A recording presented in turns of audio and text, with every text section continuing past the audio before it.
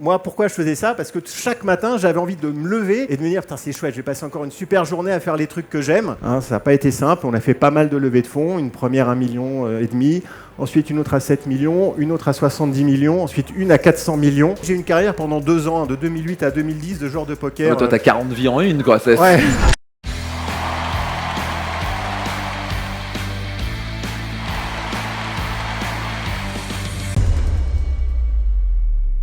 On va accueillir sur scène un autre intervenant, et qui n'est rien d'autre que le fondateur d'une société qui s'appelle Ledger, et qui n'est rien d'autre que la 15e licorne française. C'est une boîte qui est valorisée à 1 milliard d'euros. Je vous invite à ouvrir grand vos oreilles, à vous lever, donner un tour d'applaudissement s'il vous plaît pour Eric Larchevêque. Moi j'ai quelques questions pour toi. Ça c'est ton verre d'eau au cas où tu as besoin. Marche. Ah, ça va parce que tu auras peut-être besoin d'eau. Donc Eric, parle-moi un petit peu déjà de ton parcours. Eric est incroyablement humble et sympathique. Moi je suis bluffé par sa sympathie, son humilité, ce qui est très rare. Et je suis vraiment bluffé par ça. Parle-moi un petit peu déjà d'où tu viens, un petit peu ton background. Oui, bien sûr, merci Max, ravi d'être ici. Mon background, moi quand j'ai commencé, j'étais comme vous, peut-être assis quelque part par là. Je viens du centre de la France, d'une ville qui s'appelle Vierzon, voilà, pour ceux qui connaissent. Voilà, est-ce qu'il y en a de Vierzon ici? Non, personne. C'est où ça? C'est dans le centre, c'est dans le centre. D'accord. Souvent en géographie, je suis une bille. Ouais.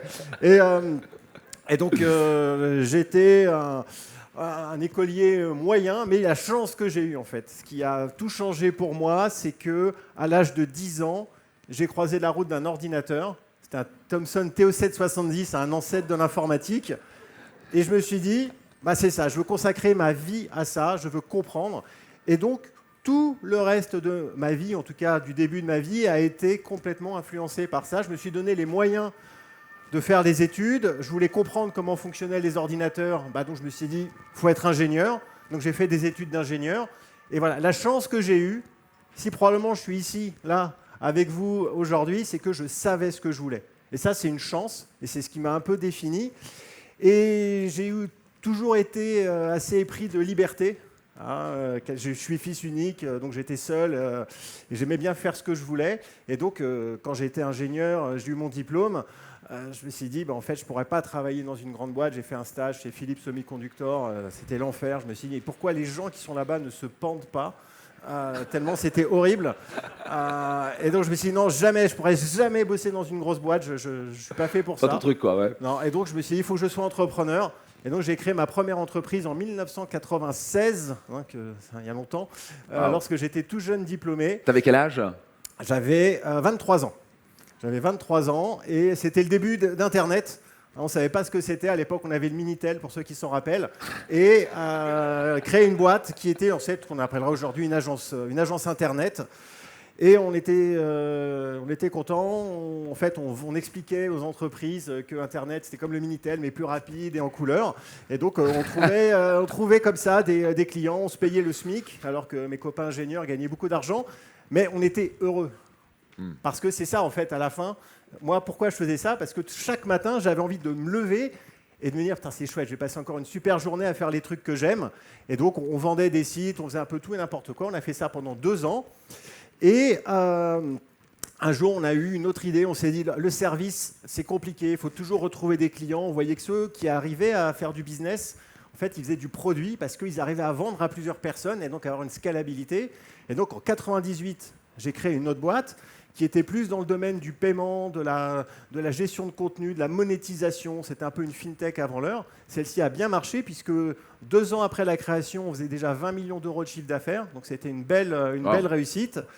J'en ai gardé la direction jusqu'en 2002. Là, j'étais un peu épuisé parce que moi, quand je bosse, c'est tous les jours, tout le temps. Le pire jour pour moi, c'était c'était pas le lundi, c'était le vendredi. Pourquoi? Parce que tout le monde allait partir en week-end. Et je me retrouvais seul au bureau, il n'y avait plus cette énergie. Moi, je dormais au bureau, j'étais un peu fou, mais je le voulais bien. Donc, je mettais toute mon énergie là-dedans. Donc, au bout de quelques années comme ça, j'étais un peu fatigué.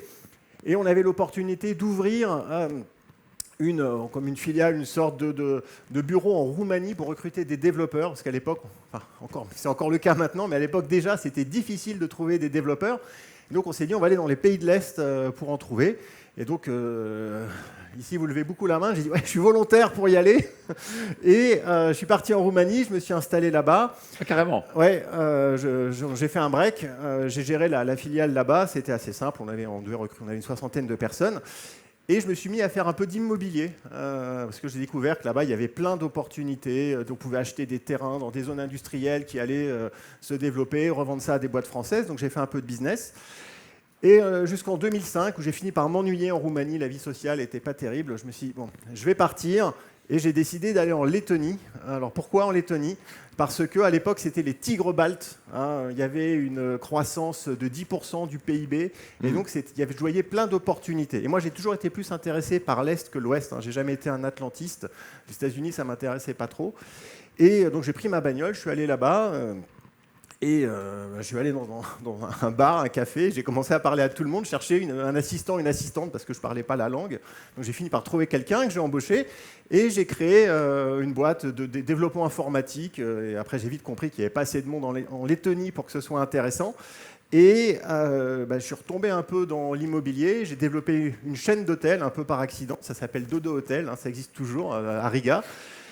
Et on a ouvert en 2008, et pendant que je regardais la peinture sécher, je m'ennuyais, et un jour, je commençais à errer dans la ville, et je suis rentré dans un casino, je me suis assis à une table de poker, c'était un tournoi, je ne connaissais pas les règles, et j'ai remporté le tournoi, vraiment... Coup de chance, voilà. Pure chance, c'est ça? La chance du débutant. Et donc ça m'a ouvert les yeux sur un jeu que je ne connaissais pas, qui m'a tout de suite passionné. C'est un jeu où il y a très compétitif. Et j'ai commencé à apprendre le jeu, je me suis passionné. Et j'ai eu une carrière pendant 2 ans, de 2008 à 2010, de joueur de poker. Toi, tu as 40 vies en une, quoi. Ouais. Là, j'arrive même plus à suivre. Donc voilà, j'ai fait les championnats d'Europe, championnats du monde. J'ai vécu pas mal de temps à Las Vegas. Mais non. J'ai joué avec Patrick Bruel, hein, c'est toujours la question qu'on me pose. Mais en 2010... alors que ça marchait pas trop mal pour moi, je me suis dit en fait non, je vais arrêter parce que j'ai pas envie d'expliquer à mes enfants que je joue aux cartes. Qu'est-ce qu'il fait papa? Il joue aux cartes, hein, c'est pas terrible. Et j'avais envie de construire, parce qu'en fait quand on est entrepreneur dans l'âme, on se dit on veut construire. Donc je suis rentré en France et j'ai lancé une nouvelle boîte. J'avais déjà, alors oui, en 2007 j'ai revendu la boîte qui faisait 20 millions d'euros, d'accord. Donc on était 4, on n'avait jamais levé d'argent, on l'avait bien vendu sans non plus que ce soit délirant, mais j'ai touché 7 millions d'euros. Donc ça a fait ma première exit et ça m'a fait un petit pécule. Donc j'étais plutôt bien, mais c'était hors de question de prendre ma retraite. Et donc j'ai créé une première boîte en 2010, je ne savais pas trop quoi faire. Et finalement, j'ai eu l'idée de développer une application Android et iOS qui s'appelait Prixing, c'est l'ancêtre de Yuka, que vous connaissez peut-être. On scanne des choses et on a des informations. On l'a développé, j'ai recruté du monde. Et en 2013, on a levé des fonds. En 2013, je me dis, ça marche bien, on fait quelques millions, mais j'en ferai pas une licorne. Je me suis dit, ça va être trop compliqué, internationalisé. Donc tu voulais faire une licorne? Je voulais faire une licorne. Ouais, je me suis dit, voilà. Une vision claire. Je voulais faire une grosse boîte. À l'époque, on ne parlait pas encore de licorne, mais en tout cas, je voulais faire une boîte à 1 milliard. Je me suis dit, il faut vraiment faire un truc. Et ça, je ne vais pas y arriver. Alors, j'ai décidé d'arrêter complètement. J'ai dit stop, cette boîte, on l'arrête. On va vendre le fonds de commerce. Je vais garder mes ingénieurs. Donc, j'ai vendu le fonds de commerce. Je l'ai vendu à 1 million. Je l'ai très bien vendu. Et après, j'avais de l'argent et je n'avais pas de projet. Et c'est à ce moment-là, en 2013, que je croise la route du Bitcoin. J'avais enfin l'espace mental pour m'y intéresser. Je relis tous les articles. En quelques semaines, je finis par comprendre que c'est une révolution incroyable. Et là, je me dis... bon, je dois consacrer ma vie à ça. Voilà. Maintenant, avant, c'était l'ordinateur. Hein, vous vous rappelez, quand j'avais 10 ans, là, je me suis fait la même chose. Le Bitcoin. Mais je ne savais pas quoi faire exactement. Donc, ne sachant pas quoi faire, je me suis dit, il faut que je crée des opportunités. Les opportunités vont venir. Et donc, j'ai créé la Maison du Bitcoin à Paris, au centre de Paris. C'est un endroit physique où les gens venaient. Il n'y avait pas de business model. Alors, moi, je dis souvent, le business plan, ça ne sert à rien. Business model, un peu plus. Mais on n'avait aucune idée de ce qu'on voulait faire. Hein, on était 2. Pourquoi ça ne sert à rien pour toi un business plan? Et qu'est-ce que la différence entre business plan et business model là, pour que tout le monde comprenne? Le business plan, c'est de passer du temps à écrire toutes les étapes de son projet. Et pourquoi ça ne sert à rien? Alors c'est un peu violent ce que je dis, hein, parce que voilà, j'ai des conseils moi, qui sont assez radicaux et qu'il faut manier avec prudence. Mais bon, pourquoi ça ne sert à rien? C'est que moi je suis toujours parti du principe que réfléchir, c'est renoncer. Voilà, c'est un peu... Pourquoi je dis ça? Parce que dans l'entrepreneuriat, en fait, tout est dans l'action. Tout est dans ce que l'on fait, dans la vraie vie, dans le concret. Et si on passe trop de temps à réfléchir à son business, à penser à comment ça peut fonctionner dans telle ou telle situation, à essayer d'avoir la réponse à toutes ces questions, on perd du temps, ça ne sert à rien, parce qu'une fois qu'on va sur le terrain, de toute façon, ça ne se passe absolument pas comme on l'avait prévu. Par contre, un business model, oui, là, c'est important. La différence, c'est que le business model, c'est comment je vais faire de l'argent. Ouais. C'est comment est-ce que je vais réussir à faire payer mes clients, quel va être mon produit, comment je vais le vendre. Bon, ça, il faut avoir un petit peu une idée. Quand j'ai fait la maison du Bitcoin, j'avais ni l'un ni l'autre. C'est-à-dire que je me suis juste dit, on va créer un endroit, Créer quelque chose dans le Bitcoin. créer quelque chose, et on va faire venir du monde. On va prendre position là-dessus.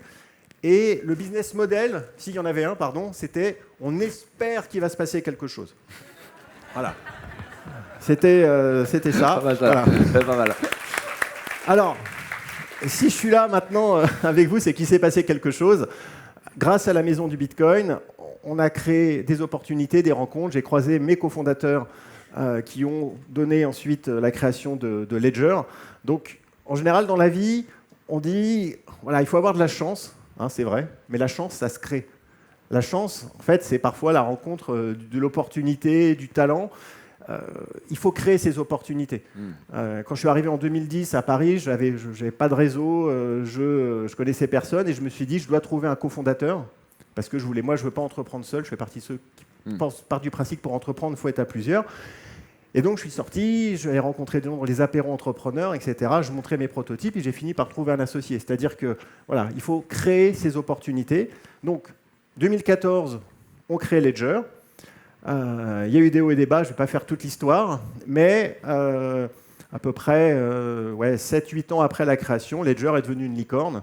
Ça n'a pas été simple, on a fait pas mal de levées de fonds, une première à 1,5 million, ensuite une autre à 7 millions, une autre à 70 millions, ensuite une à 400 millions. Donc voilà, ça a monté. Aujourd'hui, Ledger, c'est le leader mondial de l'infrastructure de sécurité pour tout ce qui est cryptoactif. La technologie de Ledger sécurise 20% de toutes les cryptos dans le monde. C'est la plus grosse boîte dans le domaine. Et tout est basé sur une technologie française de la carte à puce. C'est pour ça qu'avec Ledger, le fait d'avoir été français a été un énorme avantage, pour une fois, parce qu'on a pu attaquer le marché mondial avec une techno que seuls nous maîtrisions, que les Américains ne comprenaient pas. Et c'est comme ça qu'on a réussi à devenir le leader. Alors, et donc aujourd'hui, Ledger, c'est 800 personnes, c'est des centaines de millions d'euros de revenus, c'est une valorisation à 1,5 milliard. Donc ça a bien fonctionné. Je ne suis plus le CEO de Ledger, j'ai quitté mes fonctions en 2019 parce que j'étais un peu crevé et puis j'avais quelqu'un qui était prêt à prendre la suite.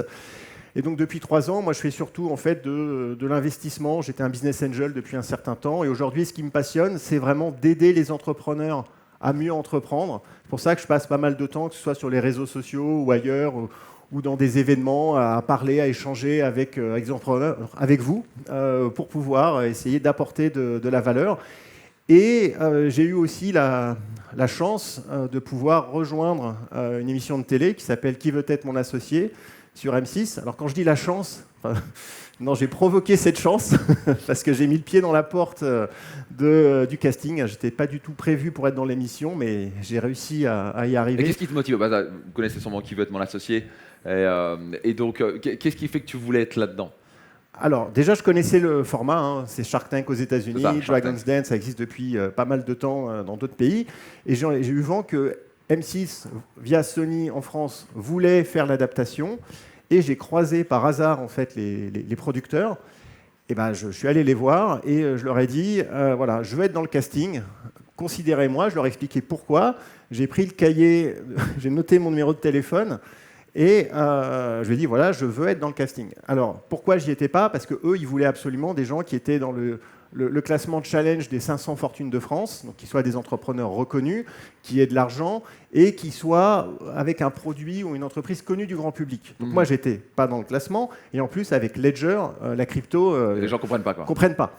Donc ils m'ont rappelé, ils m'ont dit Eric, t'es sympa parce que tu proposes quelque chose d'intéressant pour nous. Ils voulaient plutôt des profils bienveillants. Enfin, c'est plutôt moi, je suis comme ça, plutôt dans la bienveillance, pas trop dans l'agression, on va dire. Et donc sur le format français, ils voulaient des gens plutôt Ça aurait cool. pu, ouais, parce que parce qu'en Shark Tank, France, il y en a un ou voilà, deux c'est qui un peu peut- violent. Donc Ouais. ils m'ont dit on aime bien ton profil, mais par contre, bon, personne te connaît, ce qui est vrai. Et en plus, la crypto, c'est mort. Donc, est-ce que tu veux être remplaçant? Alors là, évidemment, j'ai dit oui. Parce que ça sert à rien de dire ah non, machin. La messe, elle est dite. J'ai absolument aucun pouvoir de décision de quoi que ce soit, aucun levier. Donc là, ma seule chance, c'est d'être le plus professionnel possible et d'aider, et d'être au service de l'émission. Donc c'est ce que j'ai fait. J'étais toujours là, très pro, machin, etc. Et puis à un moment, Marc Simoncini, que vous connaissez, a mangé des huîtres. C'est vrai. Ouais. Et je vous le mets dans le mille, il est tombé malade. Alors, C'est toi qui lui as non. donné les huîtres, c'est ça? Non, c'est pas moi. Si ça avait été moi. Oh Marc, j'ai une très bonne huître pour toi. Donc voilà, par moment, en fait, la chance se crée, mais elle vient toujours après des opportunités. Et j'avais bien travaillé mon sujet, j'avais regardé tous les épisodes de Shark Tank, de tout, je savais exactement ce qu'ils attendaient en télé, etc. Donc je me suis dit, c'est ma chance. Là, j'ai tout donné. Ils ont apprécié ce que j'ai fait, et donc ils m'ont mis un petit peu plus. Je me suis retrouvé à faire la moitié des épisodes sur la première saison. Et dans la deuxième saison, ensuite, je suis arrivé en tant que titulaire. En plus, en même temps, j'ai rejoint leur classement là, de Fortune 500, donc ils étaient très contents. Et c'est comme ça que je suis allé dans l'émission. Mais voilà, il y a des moments, il faut savoir aller chercher les choses, être un peu agressif. Mais à d'autres moments, au contraire, il faut savoir quand ça sert à rien de pousser. Genre, de dire ah non, mais comprenez pas, si vous ne me prenez pas, vous allez. Non, il faut être le plus pro, écouter et se rendre en fait finalement utile. Et après, ils arrivent à voir la valeur et c'est comme ça qu'après, on arrive à progresser. Parle-moi un petit peu de cette expérience télé, je trouve ça très intéressant. Pourquoi tu voulais tellement être dedans? C'était quoi? C'était. Alors, Et qu'est-ce que ça t'apporte? Est-ce que c'est. Parce que ce que tu me disais, moi je discutais avec. C'était avec qui que je discutais? C'était une ancienne. Oh, comment je peux l'appeler? Catherine Catherine. Catherine Exactement. Barba. Exactement. Et elle me disait, oh là, c'est chiant, et puis c'est long, et puis machin, et puis. Ah, moi, j'adore ça. et je pense que si ça marche, si ça marchait, c'est parce que j'adore ça, en fait.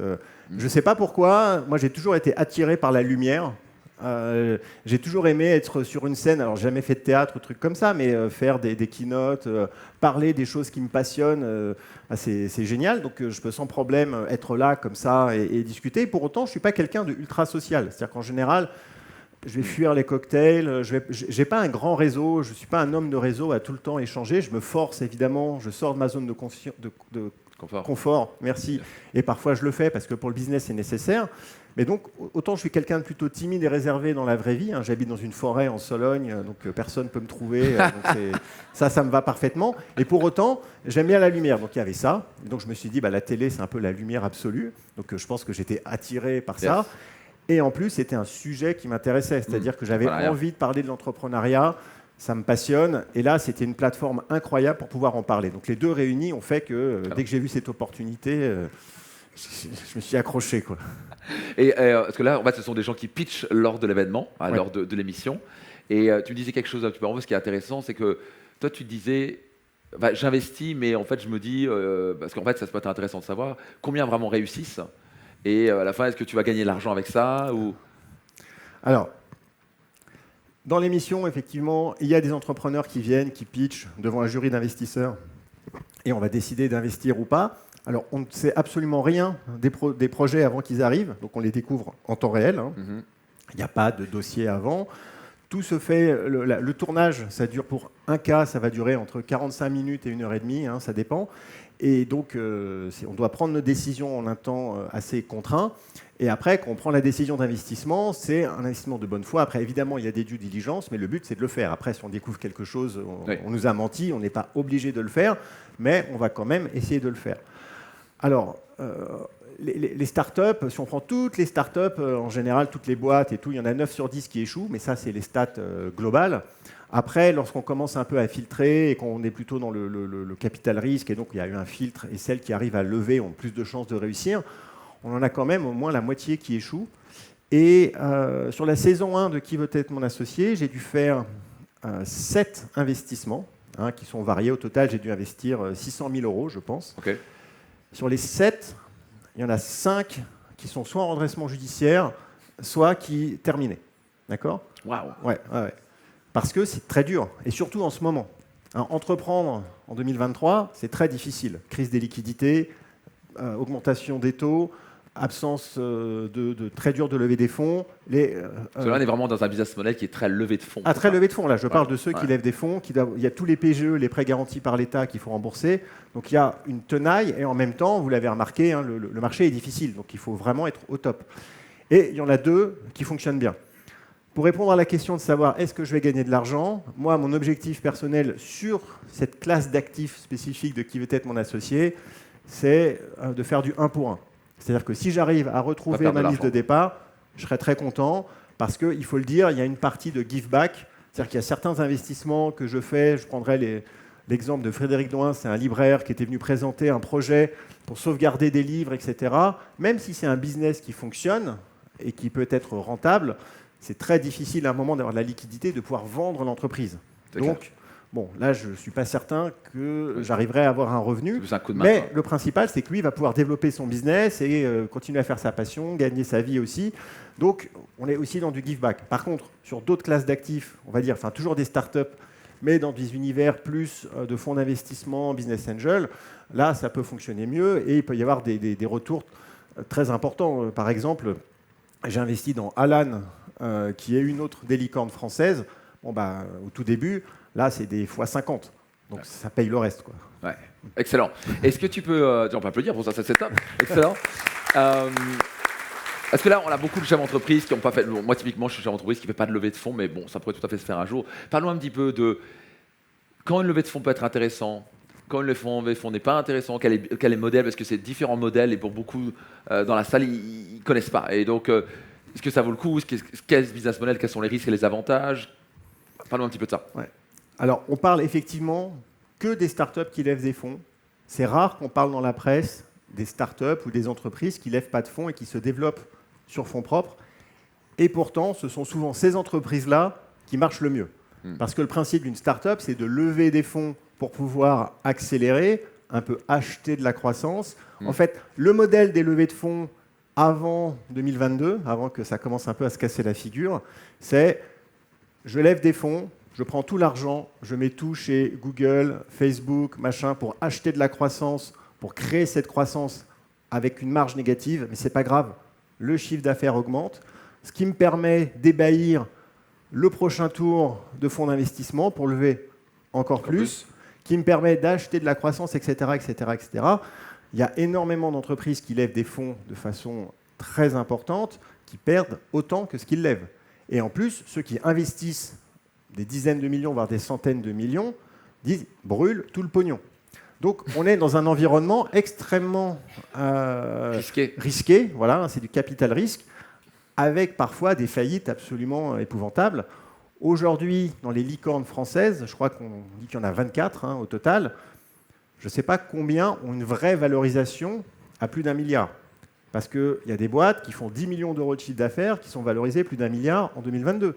Parce qu'il y a une déconnexion totale du marché, de la réalité. 10 millions de chiffre d'affaires et ils sont valorisés à 1 milliard. Oui, parce que c'est un potentiel, parce que machin, mais plus aujourd'hui.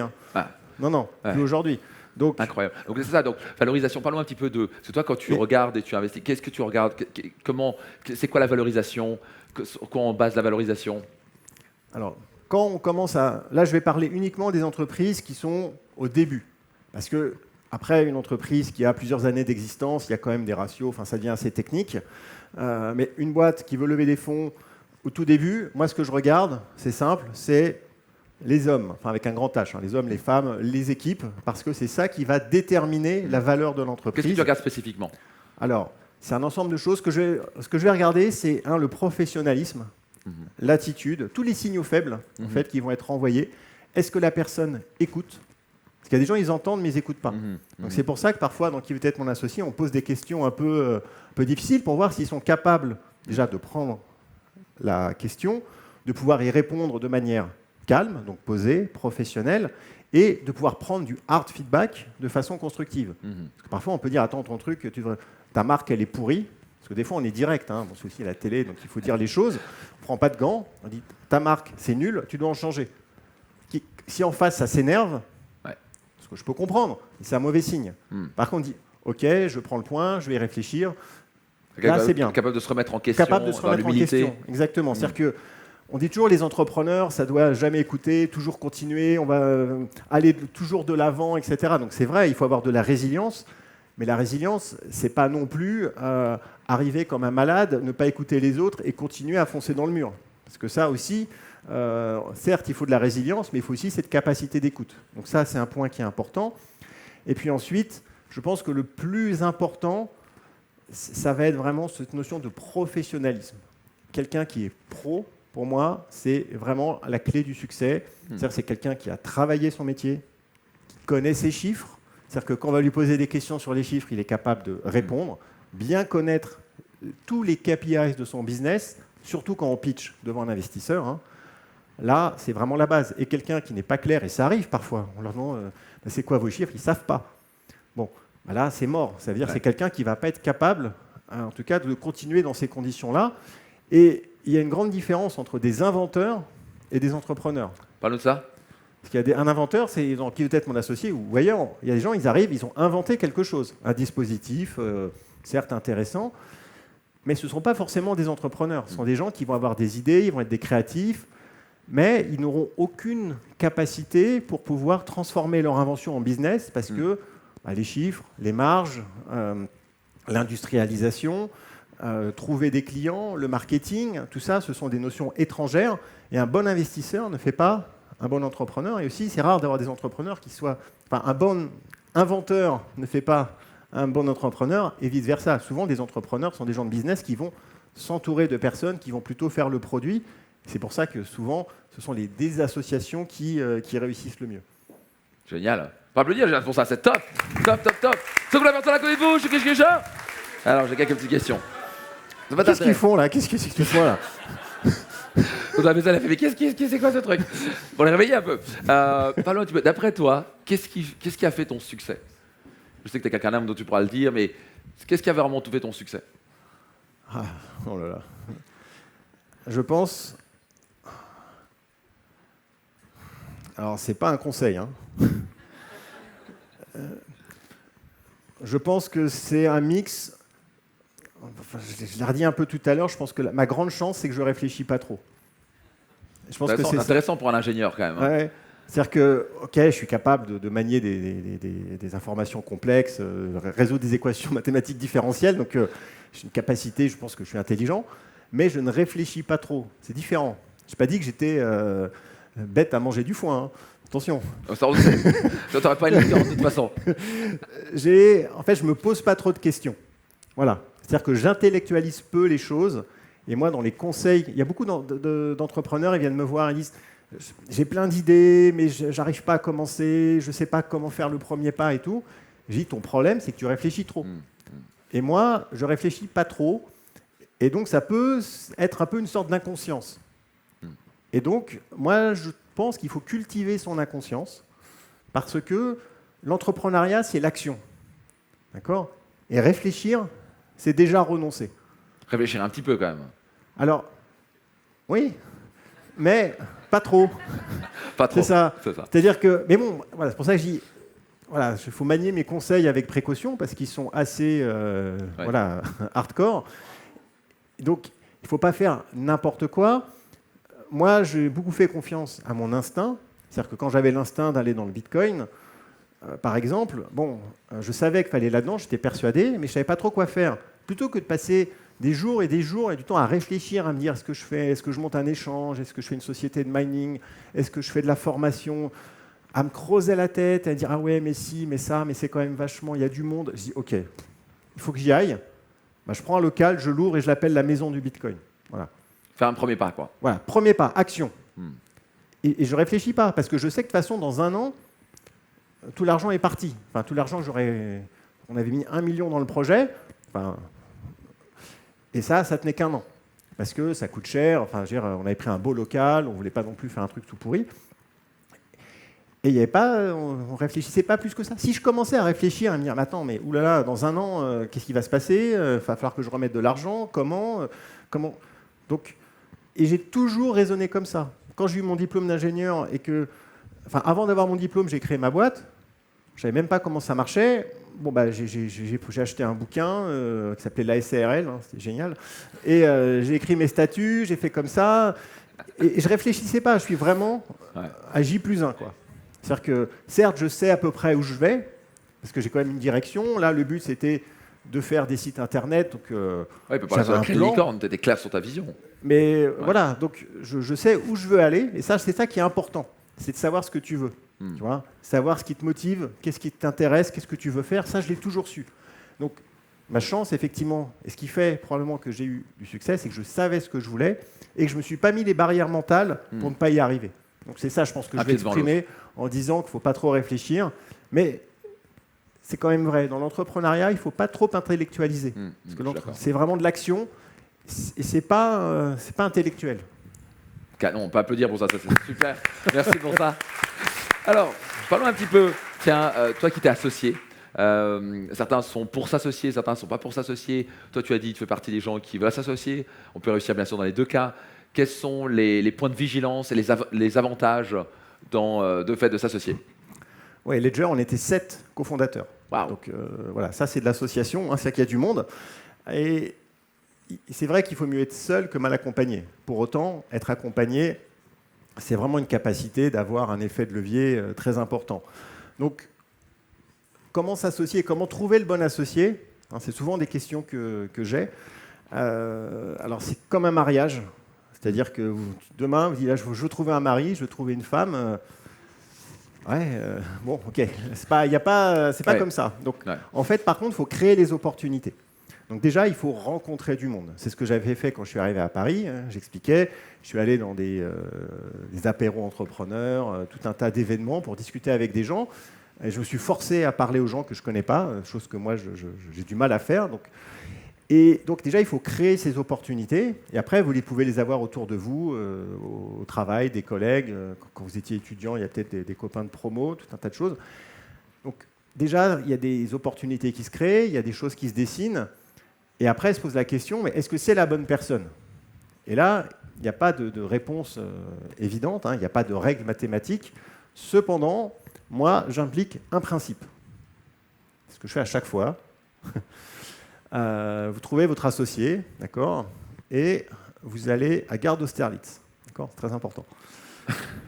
À la gare d'Austerlitz. À Paris, voilà, c'est à Paris. Et vous achetez 2 billets de train pour Limoges, par exemple, d'accord? D'accord. Hein, en intercité, il n'y a pas de TGV, hein, pas de problème.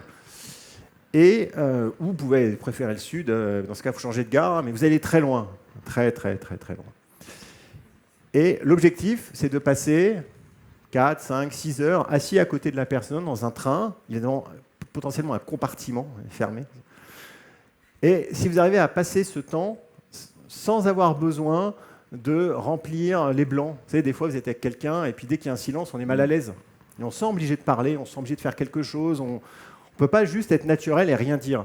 Et si vous pouvez passer 2 heures à côté de cette personne avec qui vous allez vous associer, donc vous avez des choses à vous dire normalement, mais qu'à un moment, bon, il n'y a plus de sujet, parce que des fois, ça arrive aussi, et que vous vous sentez bien, que vous ne vous sentez pas obligé de faire des claquettes ou je ne sais pas quoi, alors ça pourra marcher.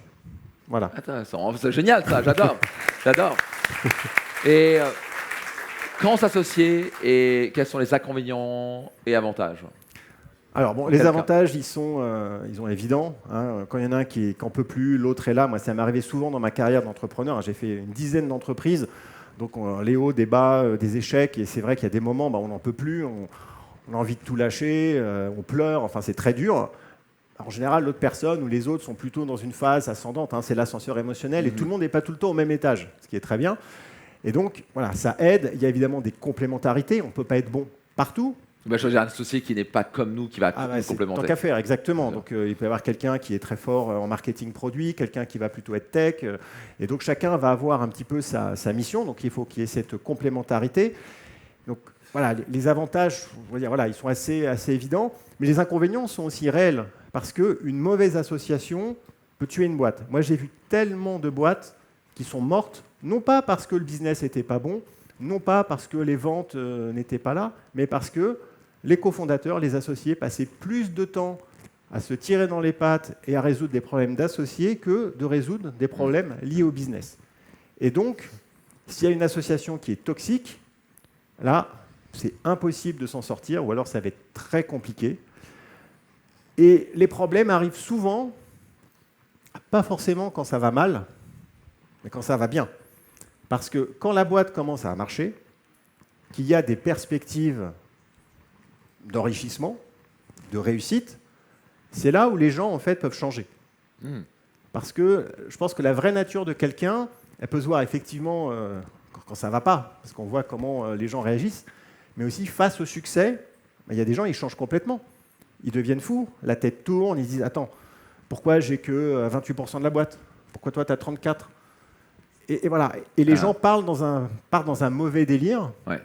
Et ça peut vraiment créer de gros problèmes. Au moment où on s'attend le moins, on se dit bah, tout va bien. Et c'est là où on se retrouve en fait dans des problématiques de gérer un associé qui part en live complet, alors qu'en même temps, il faut être sur tous les ponts, parce que gérer de la croissance, c'est hyper dangereux aussi. C'est-à-dire que c'est dans ces moments-là où la boîte peut aussi se casser la figure. Donc, il y a de véritables dangers qui peuvent sortir un petit peu de nulle part. Et après, on se retrouve avec un boulet qu'il faut gérer, parce qu'un associé, il peut partir aussi. Et donc, on se retrouve avec une partie du capital qui devient inactive. Donc, il y a des choses à gérer qui peuvent être assez compliquées. Mais malgré tout, de mon expérience, je pense que les avantages dépassent de loin les inconvénients. Pour moi, il est évident que j'aurais jamais réussi à faire Ledger si j'étais tout seul. J'ai beau être ingénieur et me connaître en business et faire un petit peu tout, il aurait été impossible pour moi de créer cette boîte parce que c'était juste, ça demandait trop de talent, c'était très compliqué. Et l'association permet d'y arriver. Après, il y a des gens, Bernard Arnault, il a 100% du capital, donc voilà, la messe n'est pas dite. Je pense que chacun a ses propres approches, a ses personnalités, et faire sa boîte tout seul, très bien, moi j'ai rien contre ça.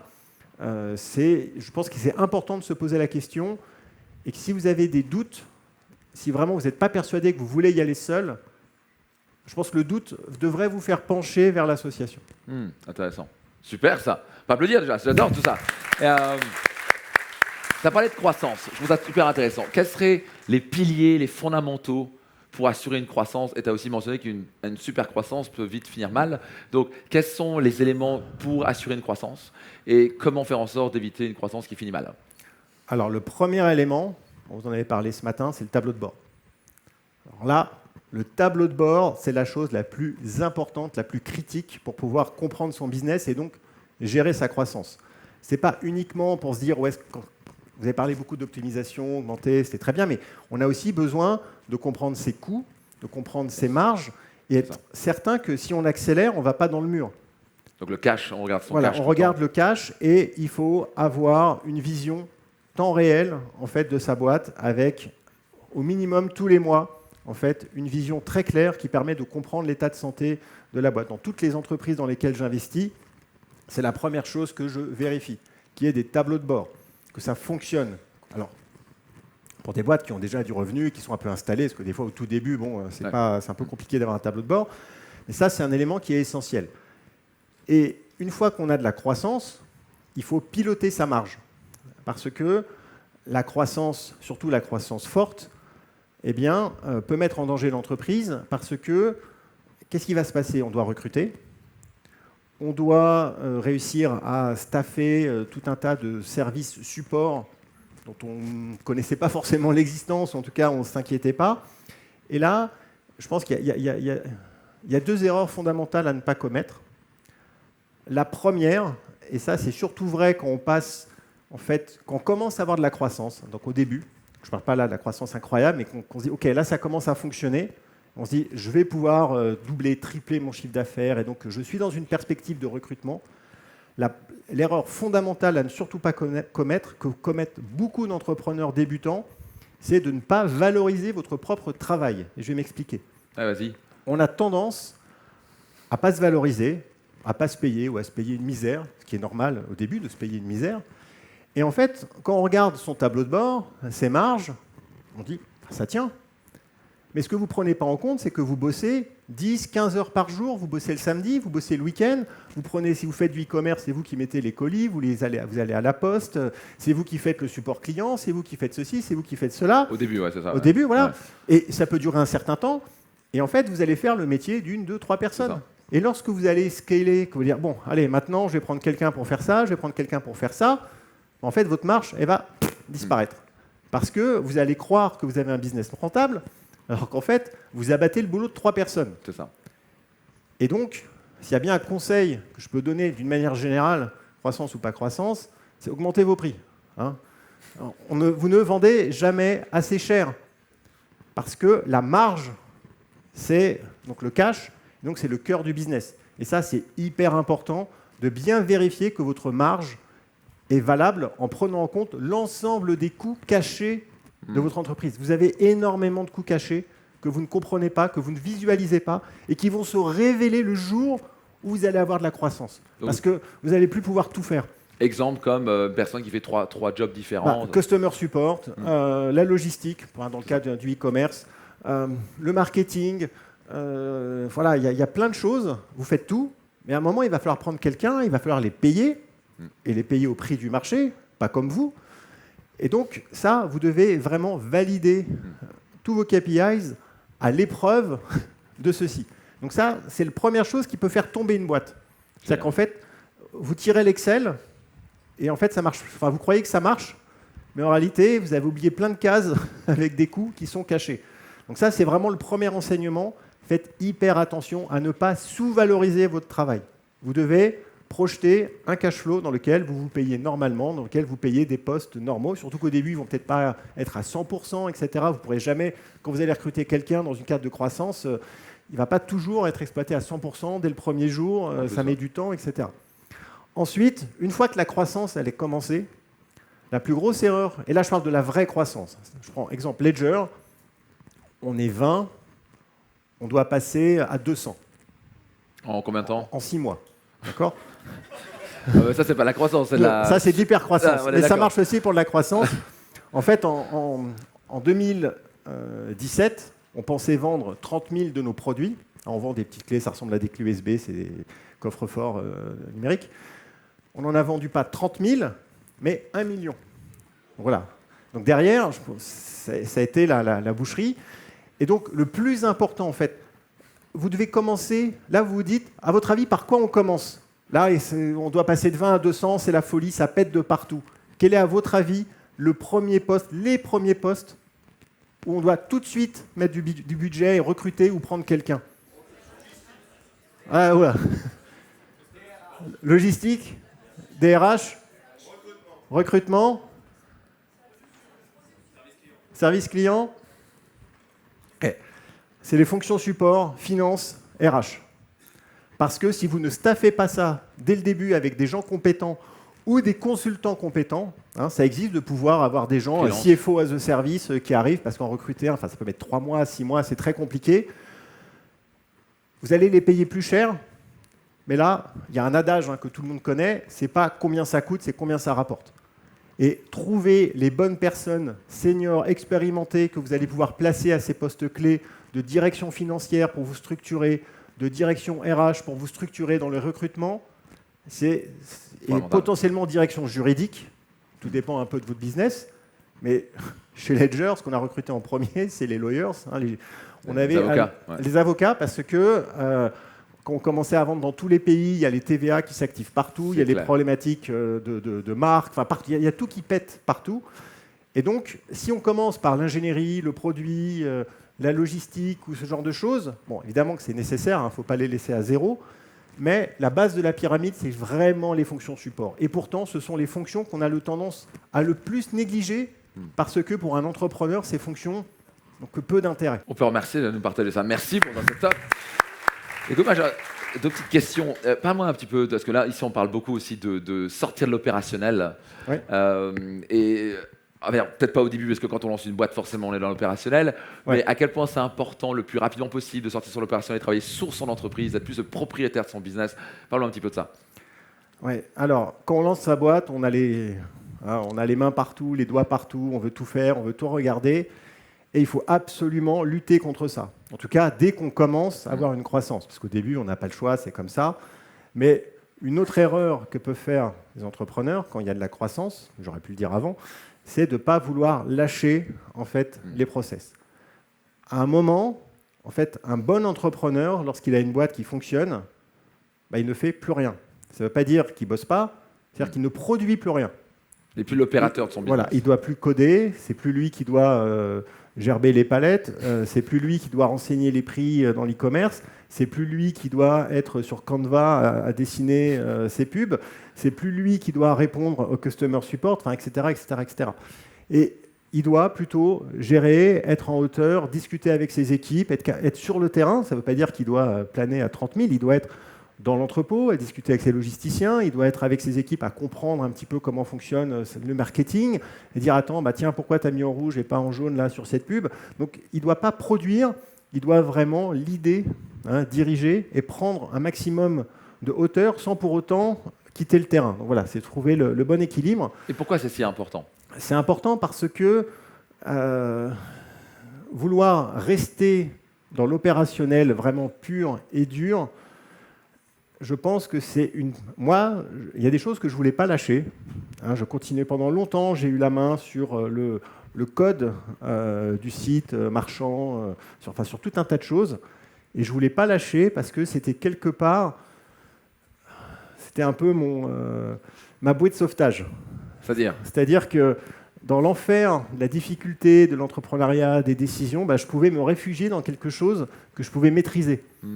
Surtout le code, le truc, c'est des choses qui sont cartésiennes. Et donc, c'était un peu un espace... Sentiment de maîtrise et de sécurité. Exactement. Donc, c'était une manière, en fait, de me protéger. Et c'était aussi une forme de renoncement, je pense, et de peur. Parce que tant qu'on est là, en fait, on est dans sa zone de confort. Et donc, il faut au contraire sortir de sa zone de confort pour pouvoir s'exposer aux véritables problèmes. Passer le coup de fil qu'on n'a pas envie de passer. Appeler le gars, le mec il ne paye pas, il faut l'appeler. Il y a un problème avec un truc, il n'a pas livré, il est en retard, il faut passer le coup de fil. Et il faut se faire du mal. Des fois, on a des coups de fil ou des emails envoyés ou des réunions à faire qui sont très difficiles. Et c'est ça ce qu'il faut faire. Et personne ne le fera à votre place. Et donc, c'est pour ça que plus vous prenez de la hauteur, moins vous êtes dans l'opérationnel, plus vous serez efficace. Bien, surtout, ça permet de vraiment développer la boîte avec, au lieu de... Enfin, on est plus en chef d'orchestre, quoi. Est-ce que, on va parler un petit peu de culture, parce que c'est quelque chose qu'on a vu, culture d'entreprise, les valeurs, etc. On a mis quelques slides, tu as mis quelques slides fondamentales. Pourquoi déjà, c'est quoi pour toi la culture ? Pourquoi c'est fondamental d'avoir une culture d'entreprise ? Parle-nous un petit peu de ça, des valeurs, de la culture. Et après, on va parler bien sûr des valeurs de Ledger. Les valeurs d'une entreprise, elles sont fondamentales parce qu'elles permettent d'exprimer qui on est. Une entreprise, c'est une personne. Ça, il faut le comprendre dès le début, et c'est important de le comprendre. C'est la première chose à comprendre. C'est une personne morale, certes, mais ce n'est pas vous. Déjà, il y a une différence entre votre caisse personnelle et la caisse de la boîte. Donc, on doit tirer un trait, évidemment. Et donc, ça veut dire que l'entreprise, elle a sa propre vie. Et de toute façon, à un moment, elle doit même vous dépasser. Quand vous créez une entreprise, vous savez, dans les statuts, vous mettez que cette entreprise, on l'a fait pour un certain temps. En général, on met 100 ans. Et vous savez que vous n'allez pas vivre 100 ans. Donc, de base, quand vous créez une boîte, c'est qu'elle doit vous survivre. Donc, finalement, vous n'êtes pas si important que ça. Et donc, il est important de définir les valeurs de l'entreprise, de qui elle est, de ce qu'elle représente. Et ça permet non seulement de présenter aux partenaires, aux clients une vision de l'entreprise, mais surtout de créer ce qu'on appelle aujourd'hui la marque employeur. Quand vous voulez recruter, quand vous voulez aussi fidéliser, c'est de faire adhérer l'ensemble de vos équipes à un certain nombre de valeurs. Et ces valeurs permettent d'expliquer aussi le comportement des managers, des leaders, de pourquoi ils font ça, quel est un petit peu, d'une manière générale, comment on va réagir, qu'est-ce qu'on va faire. Et dans le cas de Ledger, c'est d'autant plus important qu'on est vraiment dans des valeurs, certes, qui permettent d'exprimer quelque chose, mais qui ont un véritable sens en interne. Et donc, je vais essayer de vous expliquer rapidement. Donc ça, bon, on parle de la mission, la vision, c'est encore autre chose. On pourrait rentrer dans les détails, mais c'est important d'exprimer effectivement ce que l'on veut faire. Et si on va aller sur les valeurs, la slide suivante. Alors, en fait, en français, ça faisait pacte, ça tombait bien. Bon, la première, c'est le pragmatisme. Donc chez Ledger, on voulait faire les choses vraiment pragmatiques. Moi, je suis quelqu'un de très pragmatique, de très terrain. C'est l'inverse du bullshit, c'est-à-dire qu'on prend des décisions basées sur des chiffres concrets, on fait des choses concrètes, et voilà, on va pas trop réfléchir. Voilà, ça revient un peu à ça. Donc le pragmatisme, c'est assez important.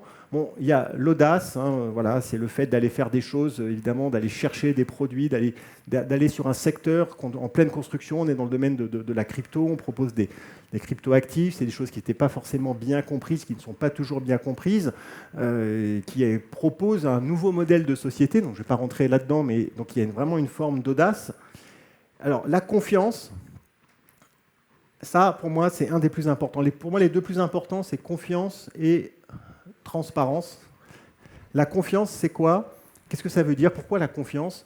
C'est que je suis toujours parti du principe que quand je recrutais quelqu'un, quel que soit son poste, enfin, en tout cas si je recrutais, peu importe pourquoi faire, la première chose que j'allais lui donner, c'est ma confiance. Il n'y a rien de pire pour un entrepreneur, ou là plutôt un manager, on va dire, que de micromanager quelqu'un. Micromanager quelqu'un, ça veut dire quoi? Ça veut dire ne pas lui faire confiance. Ça veut dire être tout le temps derrière lui et dire attends, fais comme ci, fais comme ça. Ça n'a rien à voir avec de la formation. Le micromanagement, c'est ne pas faire confiance. Et si vous voulez, quand vous allez recruter quelqu'un, vous allez payer 30, 40 000 euros juste pour avoir le profil à un cabinet de recrutement. Vous allez ensuite le payer, tout chargé, 150 000 euros par an. Si vous vous embêtez à faire tout ça pour ensuite ne pas lui donner votre confiance et le micromanager, lui expliquer son boulot tous les jours, c'est mort. C'est clair. Donc la confiance, elle doit être absolue. On doit la donner. Alors évidemment, après, ça veut dire qu'on peut aussi la retirer, parce que ça ne marche pas toujours. Donc on prend le risque de se faire abuser. Quand on donne sa confiance, on prend évidemment le risque de se faire abuser. Donc il faut l'accepter. Mais c'est beaucoup plus, on va dire, en matière opérationnelle, c'est la meilleure chose que vous puissiez faire. Donc donner la confiance. Et donc ça, c'était quelque chose que je voulais vraiment mettre dans les valeurs de Ledger comme étant un des piliers. Et la transparence, pour moi aussi, j'ai toujours fonctionné comme ça en tant qu'entrepreneur.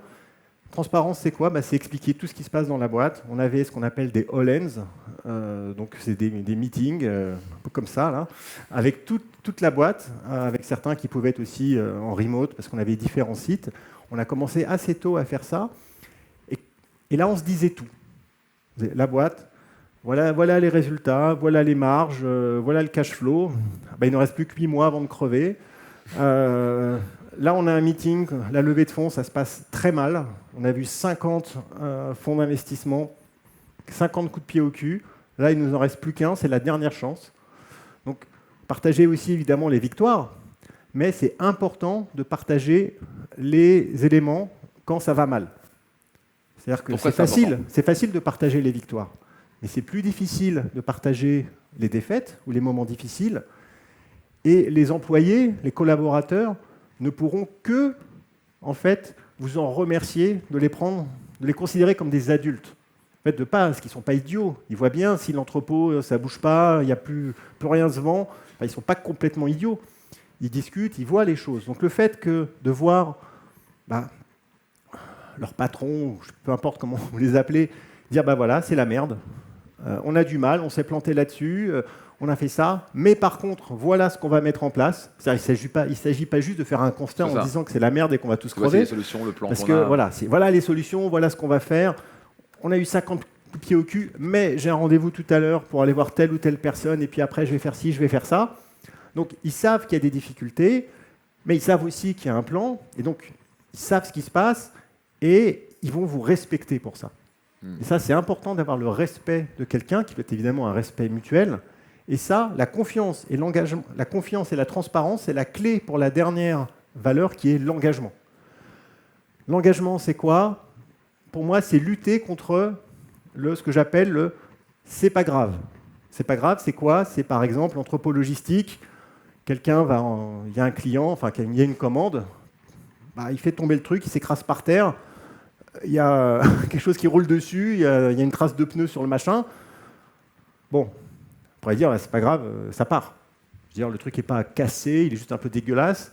Non, c'est pas grave, doit être combattu, la personne doit prendre le truc et dire, bon, bah, allez, j'ouvre, je vais perdre peut-être 20 minutes, parce qu'il faut retrouver, enfin, je veux dire, c'est pas neutre d'ouvrir le colis, de changer, de trouver les bonnes personnes, réimprimer les étiquettes, enfin, je veux dire, ça se fait pas comme ça, mais il faut que les gens aient la volonté de dire non, je ne peux pas laisser partir ça, c'est pas bien pour l'image de la boîte. Il y a un standard élevé, quoi. Il y a un standard élevé, c'est de l'engagement.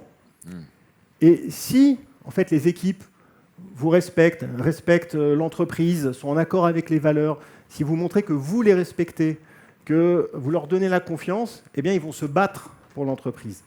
Et ça, en matière de KPIs, qui sont difficiles à mesurer, mais le fait d'avoir des équipes en interne qui sont prêtes à aller au front pour vous, qui sont prêtes vraiment à se battre, à faire les choses, à faire l'effort qui, à la fin, va peut-être pas changer grand-chose, mais la somme de tous ces efforts vont faire que votre entreprise va avoir une image qui va être bien meilleure.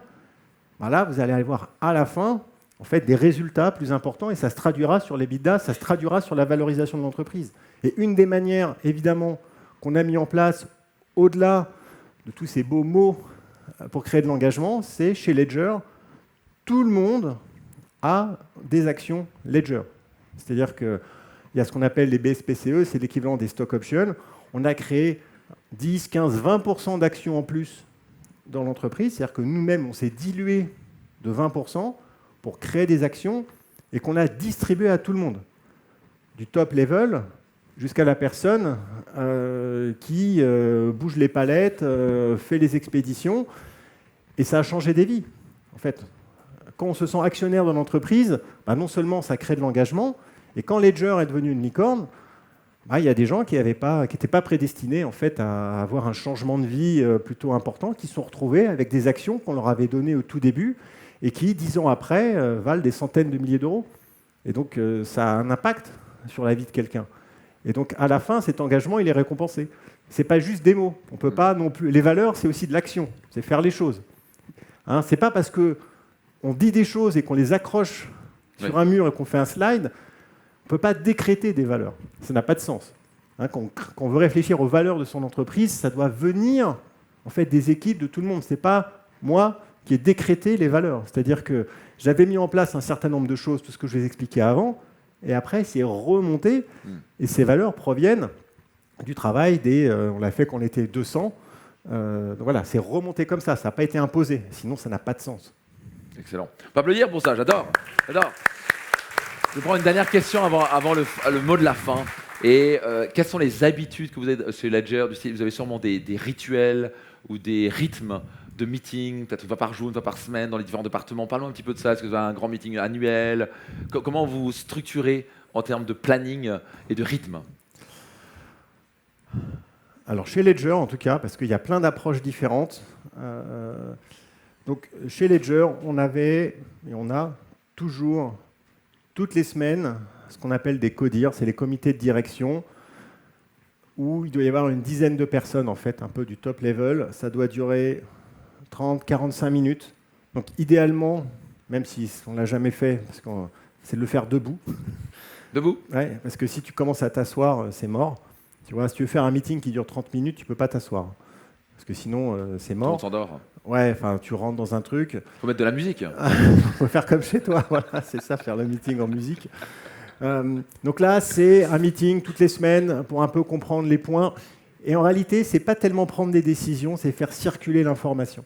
Parce que le plus important dans une entreprise, c'est de faire circuler l'information.